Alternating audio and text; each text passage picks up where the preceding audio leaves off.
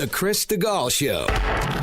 The Chris Stigall Show. Talk Radio 1210. WPHT.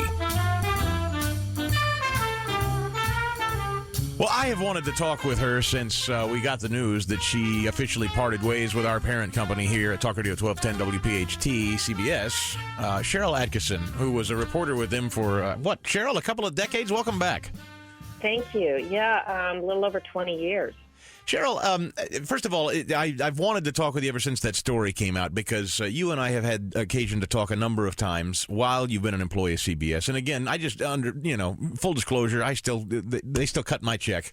So I want everybody to know that as we get into this. I'm curious to know from you firsthand, have the accounts you've read about your parting ways with CBS been largely accurate or largely inaccurate? Well, there's bits of accuracy in most of them, but I don't know who's talking to the press inside CBS or what their motivations are, but it's not, I wouldn't say, as usual, it's 100% the entirely accurate story, how things go. I ask because it's important to me to be honest with folks that listen to the show, as it is important to you to be honest. And when you and I talked about the things that you'd been investigating while working for CBS, the hassles, the trouble, the ongoing investigation about perhaps your computer technology being hacked as you were reporting, CBS defending you. You've been with them for 20 years, so it's hard to make the case to me that it was a long 20 unhappy years for you there. Oh, no, I meant what I said when I left and said something like it was one of life's great honors to have worked for CBS. And I think I did some terrific work, and I had some terrific people supporting me and loved many of my bosses along the way. I mean, much of the time at CBS was a typical relationship between reporters and bosses, especially investigative reporters, and I was very happy there much of the time. Now, the thing that I heard a lot about was people with very direct ties to the Obama administration kind of became management in the last couple of years, and that even more so than usual for those of us that are conservatives, tainted honest journalism, that it became very partisan, that it was a sort of a protective bubble around the Obama administration, and that you were unwelcome. You were a thorn in their side, and management had a problem with you. Can you speak to any of that? Well, I don't want to say a whole lot right now, but I would just say it's not exactly that way. I think there were larger issues than that single. There were components of some of the things that you've said, but there's sort of a cultural thing going on inside the news business as well as in media in general, and a lot of that makes it difficult across the board, in my opinion, for investigative reporting to be successful. And I think investigative reporters at many outlets are having similar problems, feeling like their work is valued and welcome, and getting any of it exposed, and not just on political issues, on a wide variety of diverse topics involving many, many different things. It's very tough to get anybody to want that sort of reporting. So it was reported also that people would say to you internally, Sharyl, knock it off. You seem hyper obsessed with picking on Obama and the Obama administration here. You're driven by partisanship, not journalism. Knock it off. And that they wouldn't give you as much access or camera time to your reports on air. Is any of that true? Can you speak to any of that? No one ever said that to me. I would just read about it.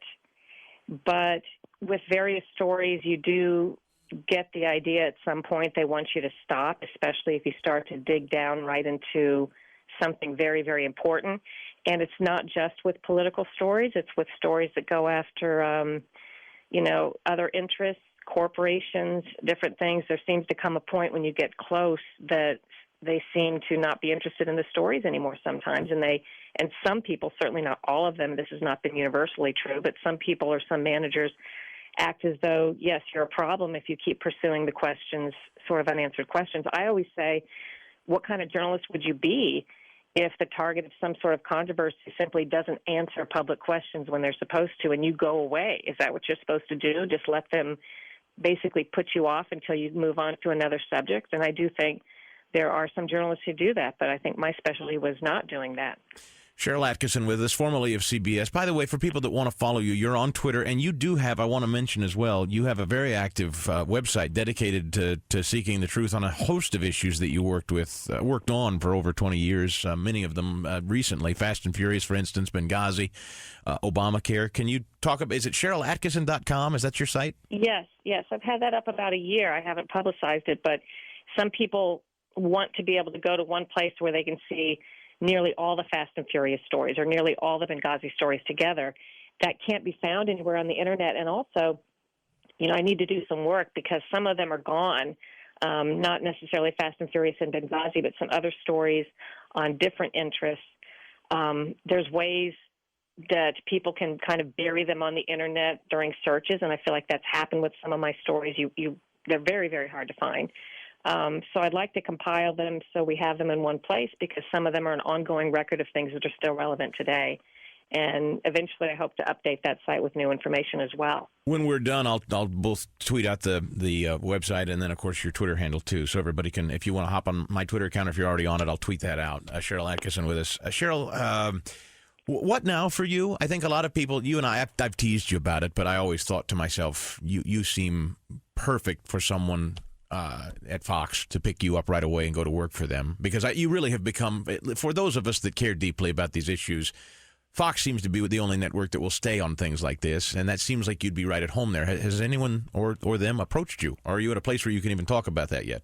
Well, I'm not really ready to look ahead of that. To my knowledge, nobody has approached me from Fox. No one's called me, and I don't think anyone's called my agent. And I'm not really ready to look ahead at what's next with much seriousness yet. I hope I will be soon. I have an illness in the family, and I'm doing a few other little things that'll keep me busy for a few weeks, and then I'll focus on the sort of what's next thing. You have a new book coming out, and I would love to, because I know our listeners would love to come out and meet you personally and thank you for your work. And the book coming out is based on what exactly?